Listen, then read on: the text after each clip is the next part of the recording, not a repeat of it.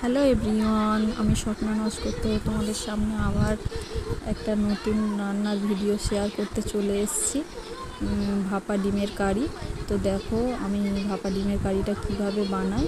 বাটির মধ্যে তেল ব্রাশ করে নিয়েছিলাম, নিয়ে ডিমগুলো ফাটিয়ে বাটির মধ্যে দিয়েছিলাম। আর তার মধ্যে কিছুটা লবণ, হালকা লবণ আর জিরের গুঁড়ো দিয়েছিলাম, আর কিছু পেঁয়াজ কুচি, লঙ্কা কুচি দিয়েছিলাম। আর ছেলে খাবে বলে ছেলের জন্য লঙ্কা দিইনি, ছেলেটাতে শুধু জাস্ট পেঁয়াজ কুচি দিয়েছিলাম। তারপরে কড়াইয়ের মধ্যে জল দিয়ে, তোমরা স্ট্যান্ড ইউজ করতে পারো, আমার কাছে স্ট্যান্ডটা ছিল না বলে আমি স্টিলের প্লেট ইউজ করেছি।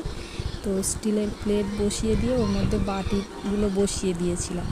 কিছুক্ষণ ঢাকা দিয়ে ডিমটা ভাপিয়ে নিয়েছি। ডিমটা ভাপিয়ে নেওয়ার পরে ডিমগুলো বাটির মধ্যে থেকে তুলে নিয়েছিলাম। নেওয়ার পরে আমি ডিমগুলো হালকা করে, তোমরা ওগুলো ভাজতেও পারো, নাও ভাজতে পারো। তো আমি ভেজে নিয়েছিলাম, যার যেটা খুশি। তো আমি ভেজে নিয়েছিলাম ডিমগুলো হালকা করে।